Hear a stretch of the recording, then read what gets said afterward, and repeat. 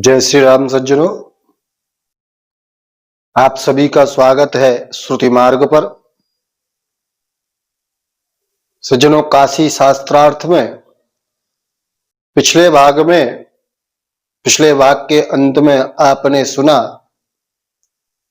कि स्वामी दयानंद सरस्वती जी कहते हैं, सर्वे वेदा नहीं में कंठस्था।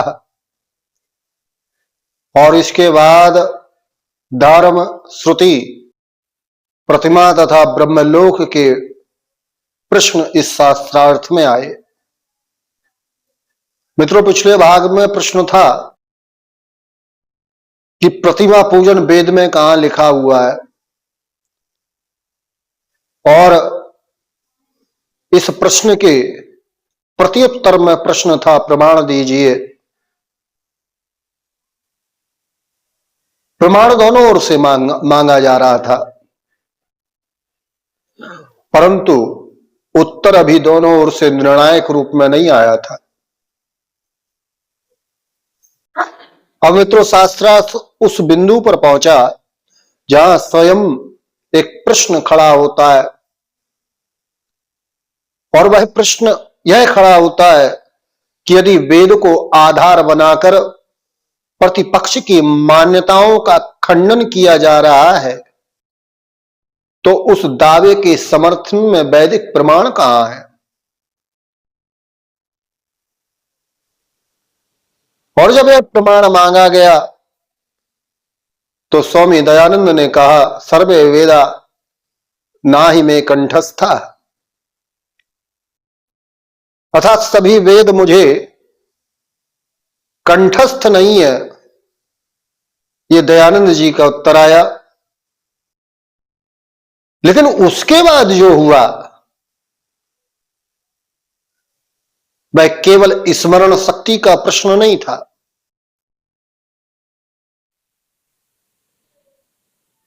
वह चर्चा पहुंच गई, धर्म क्या है, धर्म का लक्षण क्या है, उसका प्रमाण क्या है, प्रतिमा के संबंध में वैदिक पाठ क्या कहता है, और उस पाठ का अर्थ क्या है। सज्जनों, यही इस भाग का वास्तविक विषय है, जिसमें हम काशी शास्त्रार्थ के वास्तविक संवाद को तो यहां रखेंगे ही, साथ में उसकी शास्त्रीय समीक्षा भी करेंगे, और आपसे भी आग्रह करेंगे कि निष्पक्ष रूप से शास्त्रों की दृष्टि से इस संवाद का परीक्षण करें। तो आइए, आगे बढ़ने से पहले मंगलाचरण कर लेते हैं।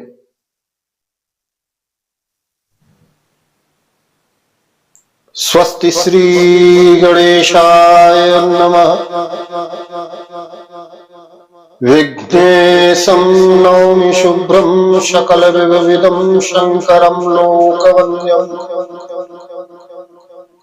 श्रीशं नारायणं नौमि करुणहृदयं भास्करं लोकनेत्रं। नत्वा मायास्वरूपां जगति प्रकृतिरूपात्मका भासकीया। स्मार्तं धर्मानुकूलं श्रुतिविहितवचा संभ्रमस्यामि तत्त्वम्। शंकरं शंकराचार्यं केशवं बादरायणं सूत्रभाष्यकृतौ वन्दे भगवन्तो पुनः पुनः। तो एक बार पुनः सभी मित्रों, सभी सज्जनों को जय श्री राम। सज्जनों, जैसा कि आपने पिछले वक्तव्य में सुना और उसे अभी मैंने स्मरण कराया,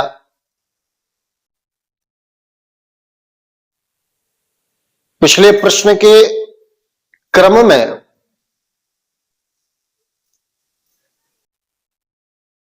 सनातनी पक्ष से, काशी के पक्ष की ओर से प्रश्न आया सर्वेषामेव देयम् अथैव प्रतिज्ञानात्। अर्थात जब आपने सबके प्रमाण देने की प्रतिज्ञा की है तो प्रमाण देना होगा। और तब स्वामी दयानंद ने कहा सर्वे वेदा नाही में कंठस्था। अर्थात मुझे सभी वेद कंठस्थ नहीं है। सभा में कुछ हंसी भी सुनाई दी। ऐसा उस समय के इस संवाद को लिपिबद्ध करने वाले कहते हैं, लिखते हैं। यहां पर स्वामी श्री विशुद्धानंद जी ने तत्काल स्वामी दयानंद जी से प्रश्न पूछा।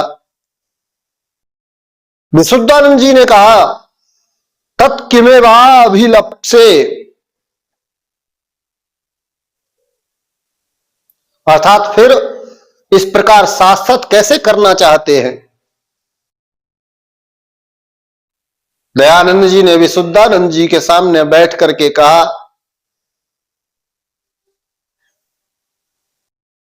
तावस्ति किम सर्वसुतम धर्मस्य किम लक्षणम वद। तथा दयानंद जी ने कहा क्या तुम्हें सब श्रुति ज्ञात है, धर्म का लक्षण क्या है बताओ।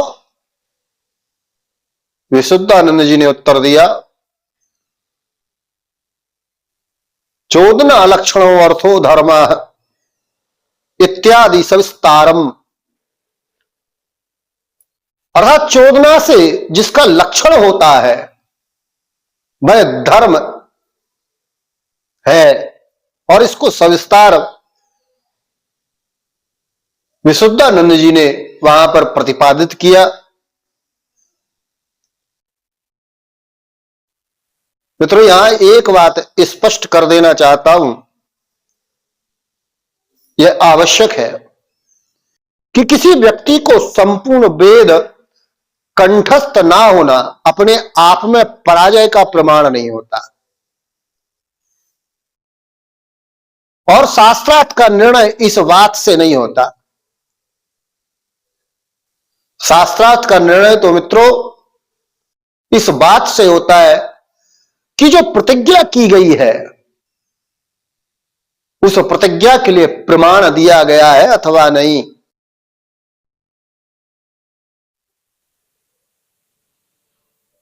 इसलिए वेद कंठस्थ हैं या नहीं यह व्यक्तिगत स्मरण शक्ति का प्रश्न हो सकता है, किंतु मेरी प्रतिज्ञा का प्रमाण कहां है यह शास्त्रीय प्रश्न है। और मित्रों इसी कारण आगे जब धर्म का लक्षण पूछा गया तो फिर चर्चा थोड़ी और गंभीर हो गई। दयानंद ने यह पूछा लक्षणम एकम बहुवा, लक्षण एक है अथवा अनेक। इसके उत्तर में विशुद्धानंद जी ने उत्तर दिया लक्षणम एकम प्रमाणानि बहूनि। अर्थात लक्षण एक है प्रमाण अनेक हैं। इस पर दयानंद जी हंसकर बोले हो लक्षणम एकम 10 लक्षणानि। और दयानंद जी ने मनुस्मृति का प्रसिद्ध श्लोक उद्धृत किया धृति क्षमा दमोस्तेयम शौचमिंद्रिय निग्रह धीर विद्या सत्य काम क्रोधो दशकम धर्म लक्षणम।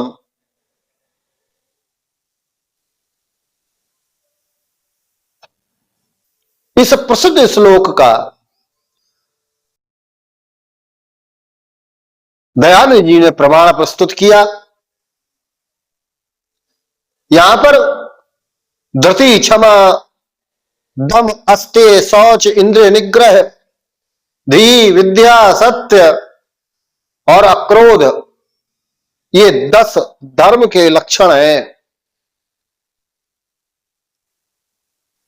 मनुस्मृति के आधार पर दयानंद जी ने यह कहा। इस पर ताराचरण जी ने उत्तर दिया, ये तु अनुमापक हेतवा ना तु लक्षणानि।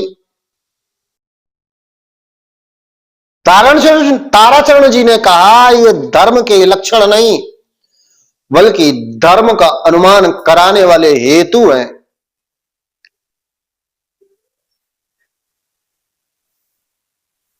और इन्होंने स्पष्ट किया कि इन हेतुओं से इतना ज्ञान हो सकता है कि कोई धर्म, कोई कर्म धर्मानुकूल है अथवा नहीं, किंतु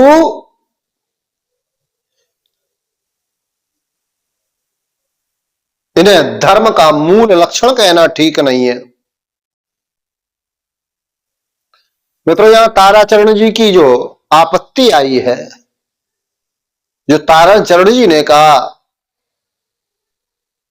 यह आपत्ति अत्यंत सूक्ष्म है।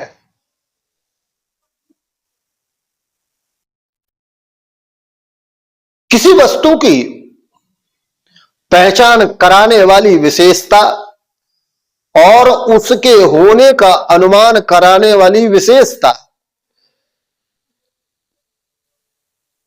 समझिएगा, पहचान कराने वाली विशेषता और होने का अनुमान कराने वाली विशेषता, यह दोनों एक बात नहीं होती है। और इसलिए धर्म के लक्षण और धर्म के अनुमापक, इनमें भेद करना आवश्यक है।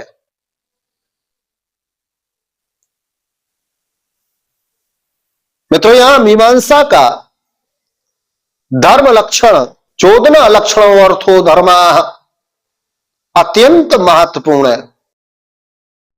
धर्म वह जो वैदिक चोदना से ज्ञात होता है। अतः यदि कोई कर्म धर्म है या अधर्म, इसका अंतिम निर्णय केवल सामाजिक रुचि, परंपरा या व्यक्तिगत पसंद से नहीं होगा, इसके लिए प्रमाण चाहिए।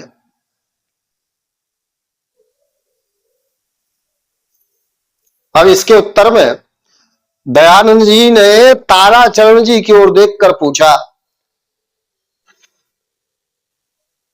अधर्मस्य लक्षणम वद। ताराचरण जी ने उत्तर दिया, जो दुर्दृष्ट अर्थात दुखादि का जनक है वह अधर्म है। इस पर दयानंद जी ने फिर विशुद्धानंद जी की ओर बैठकर पूछा। दयानंद ने कहा, स्वामिन धर्मे का श्रुति। अर्थात स्वामी जी, धर्म के प्रमाण में कौन सी श्रुति है? विशुद्धानंद जी ने उत्तर दिया, अग्निहोत्रम जुहोति इत्येवमादि।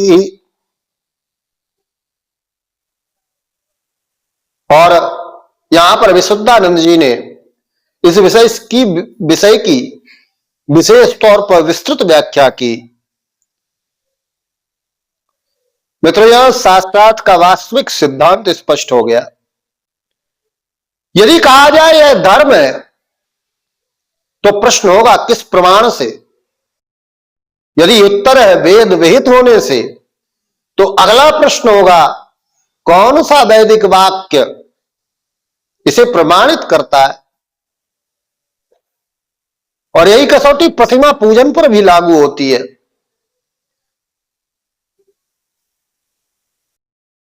और इसलिए मित्रों, शास्त्रार्थ को केवल वेद मानना चाहिए या नहीं,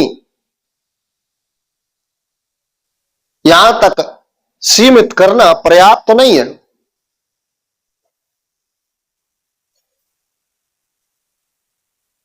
बल्कि विशेष प्रतिज्ञा के लिए विशेष प्रमाण आवश्यक है।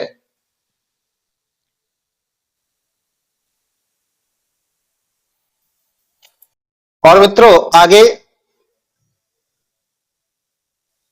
पुराणों के प्रमाणों को स्वीकार न करने के कारण से विशुद्धानंद जी ने प्रतिमा पूजन के संबंध में सामवेद के ब्राह्मण का एक प्रसंग सामने रखा। उन्होंने सामवेद के षड्वेंश ब्राह्मण के पंचम प्रपाठक के दसम खंड का उल्लेख किया।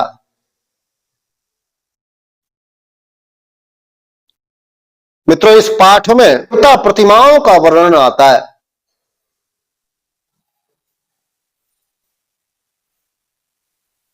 यदस्यायुक्तानि यानानि प्रवर्तन्ते, इस प्रकार की है श्रुति है। और आगे इदम विष्णु विचक्र में इस मंत्र से आहुति देने का निर्देश बताया गया। अब मित्रों ध्यान दीजिए, यह पहली बार है जब प्रतिमा के संबंध में एक वैदिक पाठ, एक वैदिक प्रमाण शास्त्रार्थ में सामने रखा गया। और इसके उत्तर में दयानंद जी ने कहा, अमंगल विचार से क्या प्रयोजन, वेद में कहीं पर प्रतिमा शब्द नहीं है। और फिर सामवेद के उक्त पाठ को जो विशुद्धानंद जी ने रखा था, उसको दयानंद जी ने स्वीकार करते हुए कहा कि इसका संबंध परम दिवम अर्थात ब्रह्मलोक से है। मित्रों अब वेद में है या नहीं है, इससे थोड़ा आगे बढ़ के विचार करिए, क्योंकि यहां पर एक महत्वपूर्ण परिवर्तन हुआ। वह परिवर्तन यह हुआ मित्रों कि यहां आप अपने ध्यान से यदि सुना हो तो यह केवल, अब केवल यह कहना पर्याप्त नहीं कि वेद में प्रतिमा नहीं है। क्यों? क्योंकि स्वयं चर्चा में एक ऐसा वैदिक ब्राह्मण पाठ सामने आ चुका है जिसमें देव प्रतिमा हसंती रुदंती गायंती नृत्यंती जैसा स्पष्ट पाठ सनातन पक्ष के द्वारा उद्धृत किया गया था। और अब प्रश्न यह होना चाहिए कि इस पाठ का प्रयोजन क्या है, उसका प्रकरण क्या है, उसका तात्पर्य क्या है। क्या यह प्रतिमा पूजा की विधि है या किसी विशेष अद्भुत घटना की शांति का विधान? यही वास्तविक मीमांसा होगी। मित्रों मैं अपनी ओर से एक और सावधानी रखना चाहूंगा, और वह सावधानी यह रखता हूं कि यहां हमें दोनों बातों को अलग रखना होगा। कौन सी दोनों बातों को? कि प्रतिमा का उल्लेख होना एक बात है और प्रतिमा पूजा का विधि विधान होना दूसरी बात है। यद्यपि दयानंद जी ने तो प्रतिमा शब्द का ही निषेध किया हुआ था कि वेदों में प्रतिमा शब्द ही नहीं है, परंतु हम यहां थोड़ी निष्पक्षता से इस संवाद की परीक्षा करेंगे। सज्जनों यदि प्रतिपक्ष कहता है कि प्रतिमा का उल्लेख है और इसलिए प्रतिमा पूजा सिद्ध है, तो यह निष्कर्ष भी स्वतः नहीं निकलेगा। और यदि दयानंद जी के पक्ष के द्वारा, आर्य समाज विपक्ष के द्वारा कहा जा रहा है कि प्रतिमा शब्द नहीं है, कहीं नहीं है, और इसलिए प्रतिमा पूजा वेद विरुद्ध है, तो मित्रों यह निष्कर्ष भी इस आधार पर सिद्ध नहीं होगा। क्यों? क्योंकि वेद में प्रतिमा पूजा का विधान नहीं है और प्रतिमा पूजा वेद विरुद्ध है। इन दोनों में तार्किक अंतर है,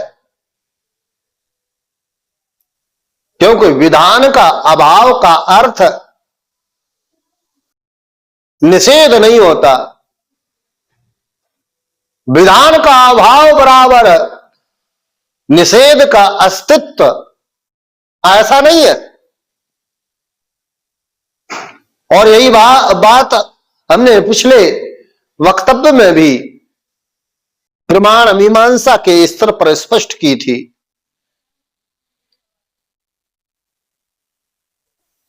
इस बात को निष्पक्ष तौर पर समझने की आवश्यकता है। अब मित्रों विशुद्धानंद जी की ओर से प्रश्न उठता है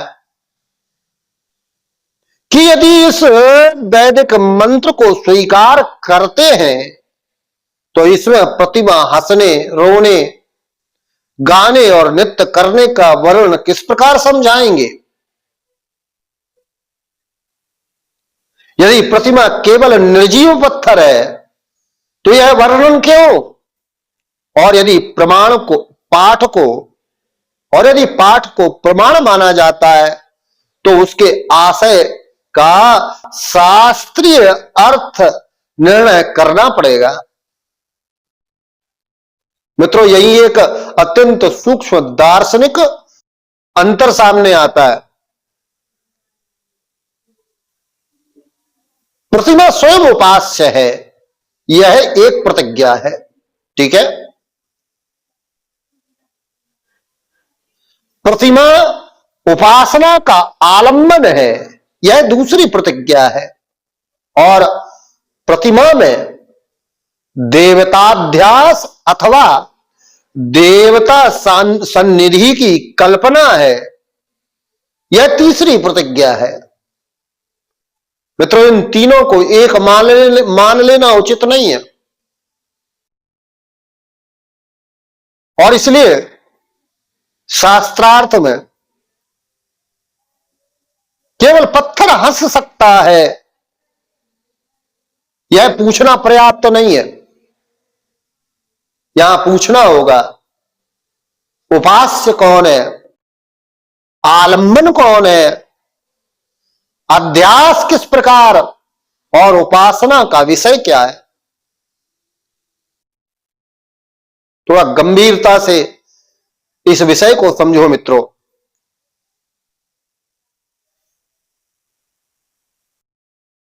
ये जो मैंने प्रश्न सामने उपस्थित किए, यहीं से प्रतीकोपासना और देवता आराधना का दार्शनिक प्रश्न उठता है। मित्रों यहां पर ताराचरण जी ने आगे अत्यंत सीधा प्रश्न किया। ताराचरण जी ने कहा तत्र को हेतु। दयानंद जी ने जो अर्थ उस पाठ का लगाया था उसके संबंध में ताराचरण जी का यह प्रश्न आया, तत्र को हेतु, आपके इस अर्थ का हेतु क्या है? दयानंद जी ने कहा पश्यतु तावत प्रकरणम, अर्थात पहले प्रकरण देखिए और फिर दयानंद जी ने क्रम से पाठ प्रस्तुत किया। सा प्राचीन आदि पूरा पाठ उन्होंने यहां रखा और इस प्रकार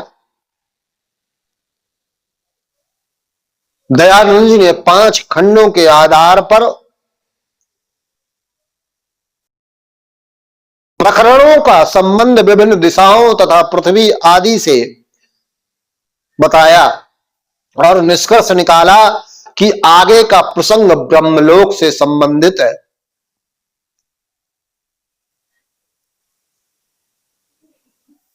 मित्रों, यहां दयानंद जी ने कम से कम एक महत्वपूर्ण शास्त्रीय पद्धति अपनाई। अर्थात यहां पर यह कहना होगा कि यहां दयानंद जी ने केवल एक शब्द पकड़कर अर्थ नहीं किया, बल्कि पूर्व पर प्रसंग की ओर संकेत किया। परंतु प्रश्न मित्रों यहां समाप्त नहीं हुआ, क्योंकि ताराचरण जी का प्रश्न था को हेतु, तत्र को हेतु, अर्थात प्रकरण से ब्रह्मलोक परता किस प्रकार सिद्ध होती है, और यही मीमांसकीय अर्थ निर्णय का वास्तविक परीक्षण है। क्योंकि केवल प्रकरण का नाम लेना पर्याप्त नहीं है, यही भी दिखाना होगा कि कौन सा वाक्य किसका अन्वय करता है। अन्वावर्तन का अर्थ क्या है, विधि किस विषय में है, फल का प्रयोजन क्या है, किस आधार पर ब्रह्मलोक को विषय माना जा रहा है, यह सब दिखाना होगा। दयानंद जी ने जो यहां अर्थ किया, दयानंद जी ने अर्थ करते हुए कहा कि पूर्व दिशा के लिए एक खंड, दक्षिण के लिए दूसरा, पश्चिम के लिए तीसरा, उत्तर के लिए चौथा तथा पृथ्वी के लिए पांचवा खंड है। इनमें पृथ्वी पर होने वाले अद्भुत उपद्रवों की शांति का विधान है।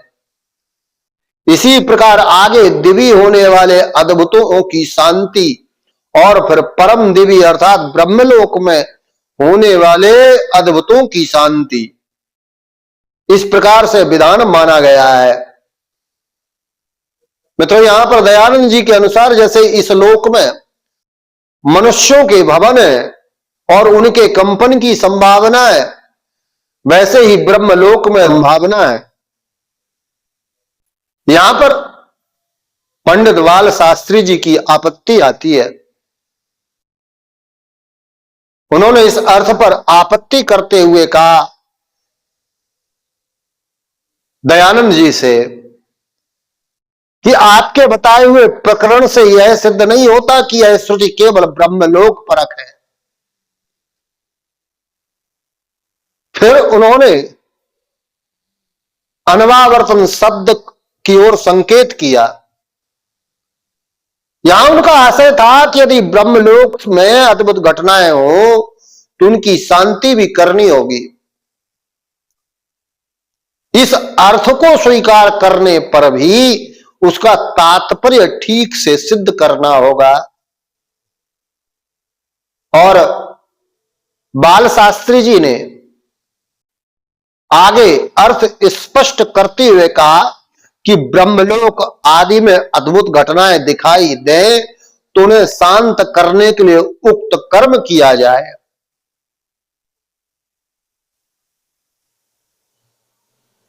इस पर दयानंद जी ने पूछा कथम ज्ञाते वयम तत्र भूतम अद्भुतम, तथा दयानंद जी ने पूछा यहां कि हमें वहां होने वाले अद्भुत का ज्ञान कैसे होगा। इस पर बाल शास्त्री जी ने उत्तर दिया कि जैसे ग्रहण आदि घटनाओं का ज्ञान होता है वैसे ही वहां होने वाले अद्भुत का ज्ञान हो सकता है। दयानंद जी ने कहा कि इतनी कठिन कल्पना से क्या लाभ,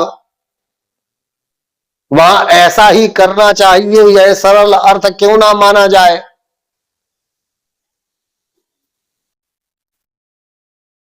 मित्रों, यहां पर अब आप थोड़ा सा ध्यान दीजिए रुक करके।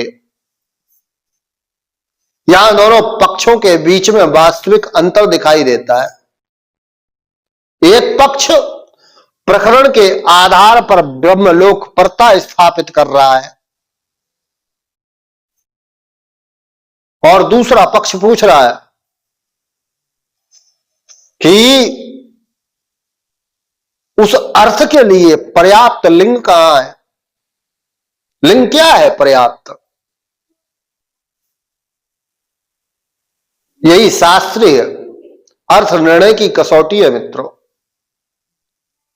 क्योंकि केवल संभावना से अर्थ सिद्ध नहीं होता। यदि कोई अर्थ स्वीकार किया जाए तो उसके समर्थन में श्रुति, प्रकरण, वाक्य, लिंग और तात्पर्य, इन सब का सामंजस्य होना चाहिए।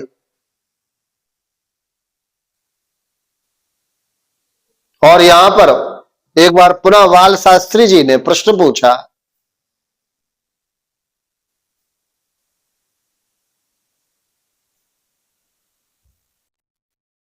तत्रानुष्ठातराः के भविष्यन्ति, अर्थात जो आप कह रहे हो, दयानंद जी से बाल शास्त्री जी ने कहा कि आप जो कह रहे हो कि अब ब्रह्मलोक में शांति का विधान है और इस प्रकार से शांति करनी चाहिए, तो वहां अनुष्ठान करने वाला कौन होगा। दयानंद जी ने कहा, स्वर्गादौ इंद्रादयो देवाः संति न वा। स्वर्ग आदि लोकों में इंद्र आदि देवता हैं, वे करेंगे। देवता हैं या नहीं। विशुद्धानंद जी ने यहां पर कहा, मंत्र स्वरूपा देवता, अर्थात देवताओं का स्वरूप मंत्रात्मक है। दयानंद जी ने पूछा, कथम उपासना, अर्थात उपासना कैसे होगी। विशुद्धानंद जी ने उत्तर दिया, प्रतीकोपासना, जैसे शालिग्राम आदि में विष्णु की उपासना। और दयानंद जी ने यहां पर पूछा, क्वा वेदे लिखितम, वेद में कहां लिखा है। और इसके उत्तर में विशुद्धानंद जी ने उत्तर दिया, उन्होंने कहा, एक ही साम वेदस्यैव सहस्र शाखा भवता सर्वा एव दुष्टा। और यहां पर जब विशुद्धानंद जी ने कहा कि सामवेद की 1000 शाखाएं हैं, क्या आपने सबको देखा है। दयानंद जी ने कहा, सुनो सुनो, सहस्त्र वर्तमा सामवेदा सहस्र सामग्रिक इति तस्यार्था संहिता तु सर्व शाखा स्वेका एव। अर्थात तुम, दयानंद जी ने कहा कि सहस्त्र वर्तमा का अर्थ 1000 मार्गों वाला है और संहिता सभी शाखाओं में एक ही है। इस पर विशुद्धानंद जी ने पूछा कि यदि मार्ग ही अर्थ है तो कठ ऋषि से कही गई शाखा कठी क्यों कहलाती है।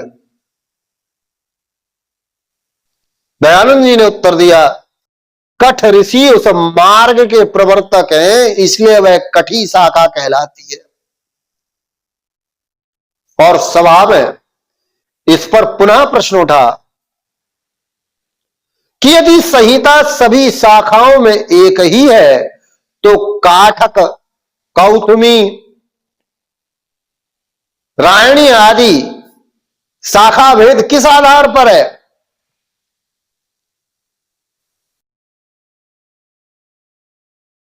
मित्रों, यहां एक अत्यंत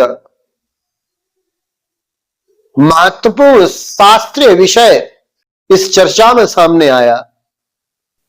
शाखा केवल एक ही संहिता को अलग ढंग से पढ़ना नहीं है मित्रों, शाखाओं की अपनी पाठ परंपरा होती है।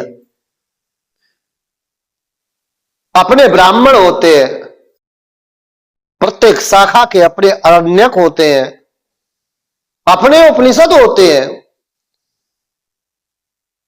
और अपने कल्प सूत्र आदि संबंधित ग्रंथ शास्त्र होते हैं।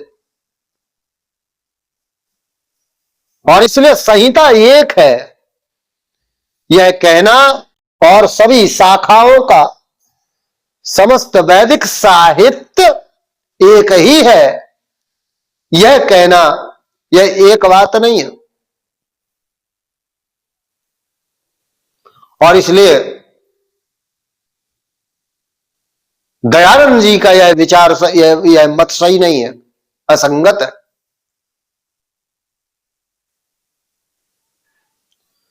यहां पर पहली बार काशी नरेश जी ने इस चर्चा में हस्तक्षेप किया। काशी नरेश ने सभा की ओर देखकर पूछा कि ऐसा भी कभी होता है क्या?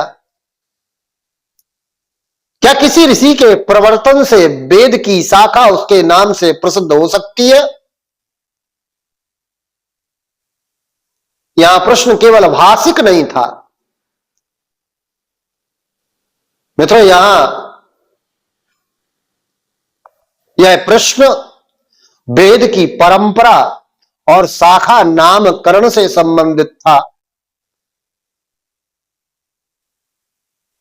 और यहां पर विशुद्धानंद जी ने प्रश्न किया दयानंद से,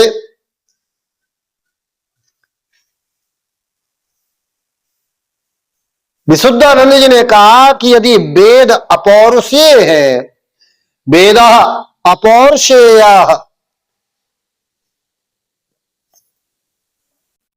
तत्र पुनः के, तो फिर उनके प्रवर्तक कौन हो सकते हैं? यहां प्रश्न जो विशुद्धानंद जी ने किया, यह प्रश्न सीधे वेद की अपौरुषेयता के सिद्धांत पर पहुंच गया। और दयानंद जी ने यहां उत्तर दिया, वेदा परमेश्वरे एव तिष्ठन्ति परमेश्वर एव प्रवर्तका तत्र ऋष्यादयाः। दयानंद जी ने कहा वेद परमेश्वर में स्थित है, परमेश्वर ही प्रवर्तक है और उसके बाद ऋषि आदि प्रवर्तक है। और यहां पर विशुद्धानंद जी ने अगला प्रश्न किया, किम लक्षण के ईश्वरे तिष्ठन्ति वेदाः, अर्थात किस स्वरूप वाले ईश्वर में वेद स्थित है?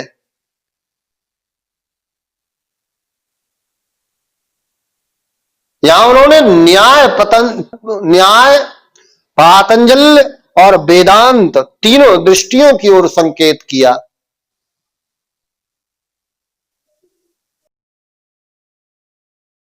और कहा कि क्या नित्य ज्ञानादि विशिष्ट ईश्वर है? क्या क्लेश कर्म विपाक आदि से रहित पुरुष विशेष है? या वेदांत के अनुसार सच्चिदानंद रूप ईश्वर है?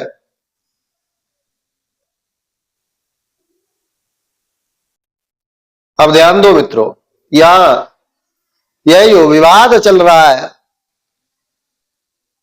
यह प्रतिमा से बहुत आगे पहुंच गया। यहां पर प्रश्न वेद के और ईश्वर का के संबंध पर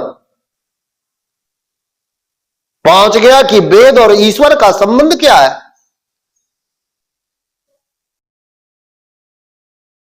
और यहां एक मित्रों अत्यंत आवश्यक भेद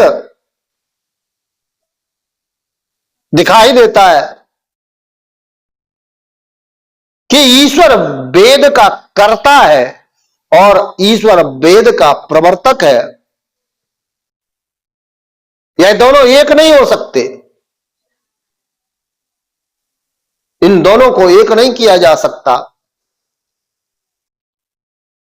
क्योंकि यदि कर्ता का अर्थ रचयिता लिया जाए तो अपौरुषेयता के साथ समस्या उत्पन्न होगी, और यदि प्रवर्तक का अर्थ जगत में वैदिक ज्ञान के प्रकाशक अथवा उपदेशक के रूप में लिया जाए तो अर्थ अलग होगा।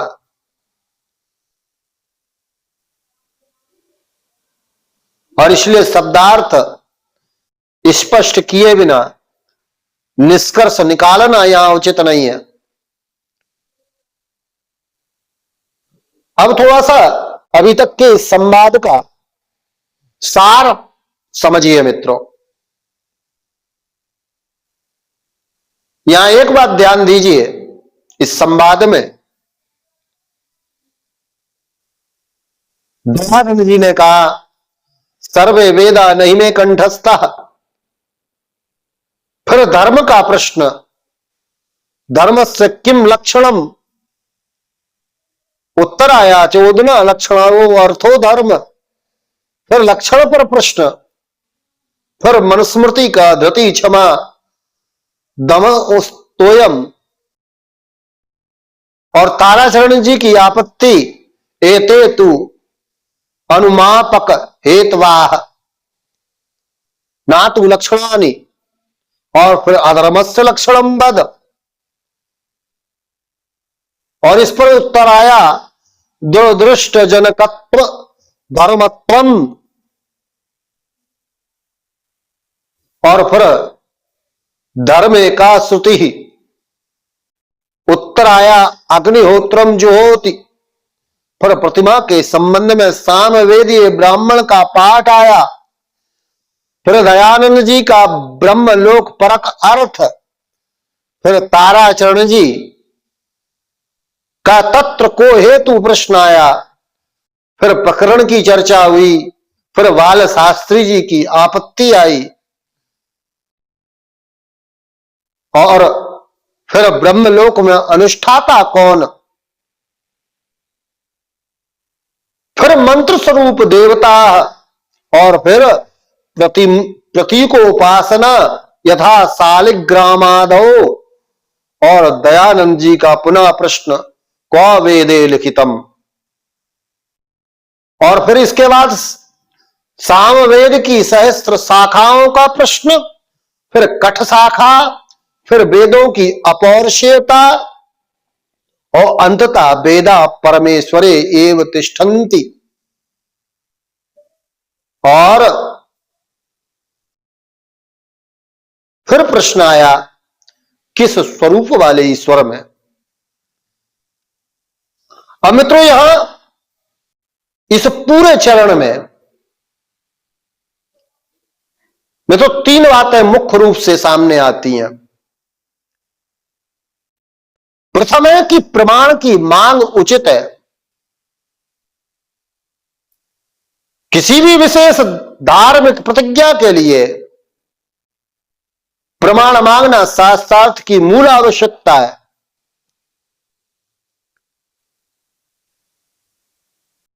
दूसरी बात जो सामने आई, वेद में नहीं और वेद विरुद्ध, यह दोनों पृथक हैं। किसी विषय का प्रत्यक्ष वैदिक विधान ना मिलना अपने आप में उसके निषेध को सिद्ध नहीं करता। और तीसरी जो महत्वपूर्ण बात सामने आई,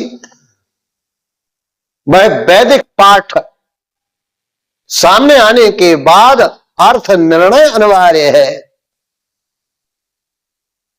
केवल पाठ दिखाना पर्याप्त नहीं है।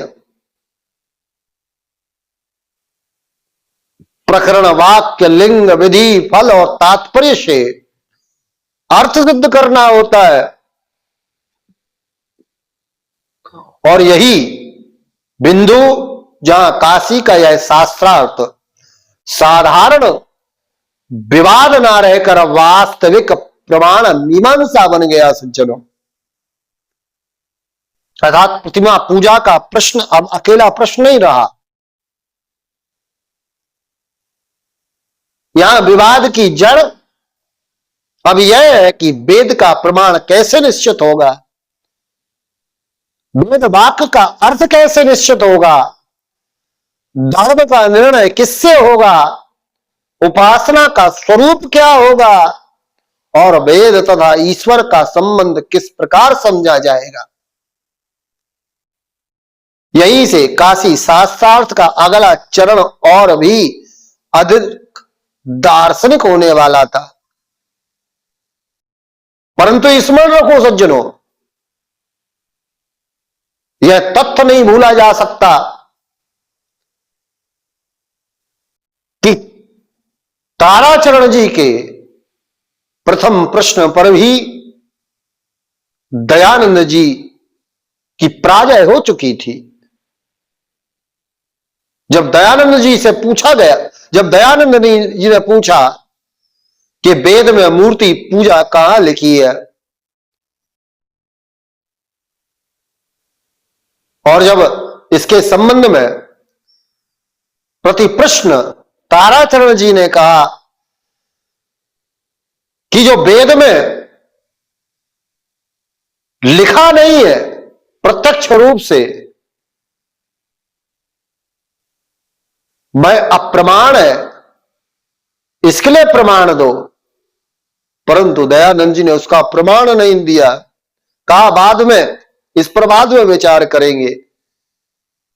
दयानंद जी की पराजय वहीं पर हो गई थी। मित्रों,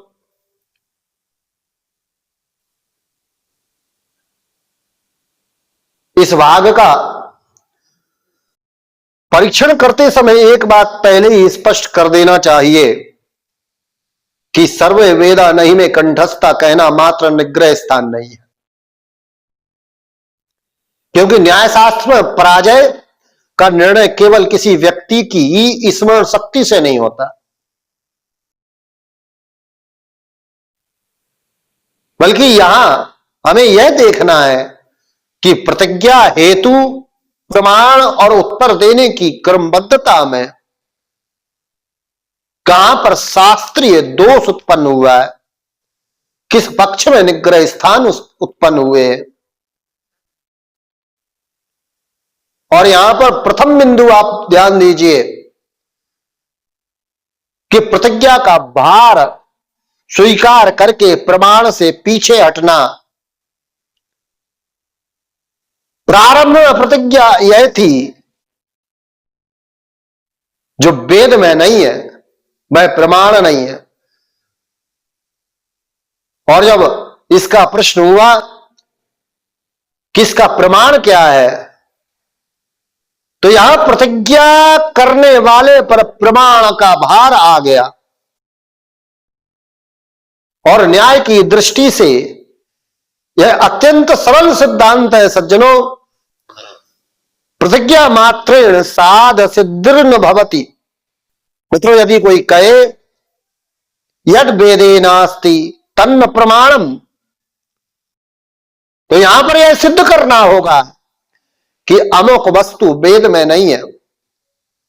वेद में ना होना उसके अप्रमाण का हेतु है।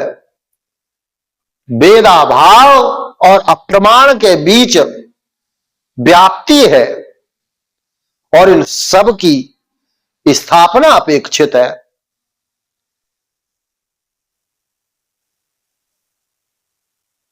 और दूसरा निग्रह स्थान जो है वह दयानंद जी के कथन का क्रम इस प्रकार सामने आता है कि वेद विरुद्धस्ति नास्ति प्रमाण्यम। प्रश्न वेद विरुद्ध का, उत्तर यो वेदे नास्ति। मित्रों, यही सबसे महत्वपूर्ण तार्किक समस्या उत्पन्न होती है। वेद में ना होना इसका अर्थ वेद विरुद्ध होना नहीं है। जो मैंने प्रथम भाग में भी कहा था कि किसी विषय का किसी ग्रंथ में उल्लेख ना होना केवल अनुपलब्धि अथवा अभाव है, परंतु विरोध विरोध तभी होगा जब दोनों के कथन परस्पर बाधित हो। अभाव ना विरोधा, अभाव का अर्थ विरोध नहीं होता।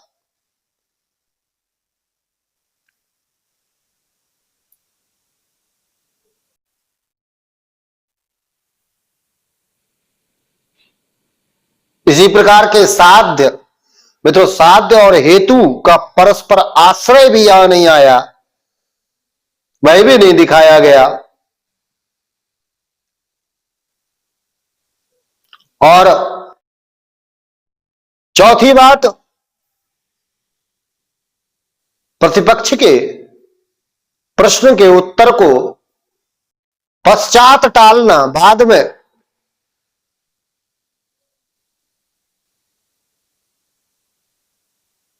यह भी निग्रह स्थान है।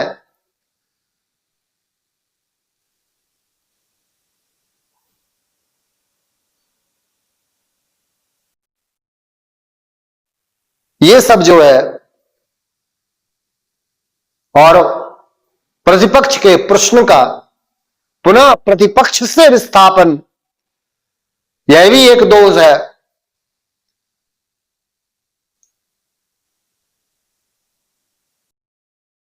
इस प्रकार से मूल तो हमने प्रथम भाग में समीक्षात्मक रूप से आपके सामने यह सब रखा ही था, वही सब यहां पर भी दोष दिखाई देते हैं। इसलिए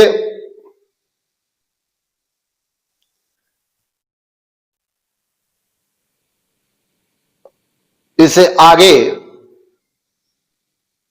इस काशी शास्त्रार्थ के वास्तविक सत्य की चर्चा हम अगले भाग में करेंगे।